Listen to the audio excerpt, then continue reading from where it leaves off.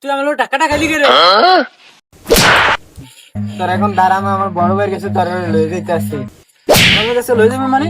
বড় ভাইকে লই যাবি না, তোর বড় ভাইয়ের কাছে আয়। Run.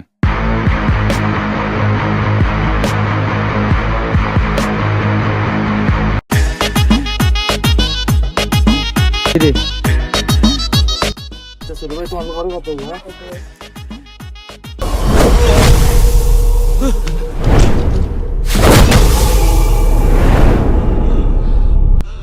ভাই ভাই তুই আমার মারতে পরামর্শ করে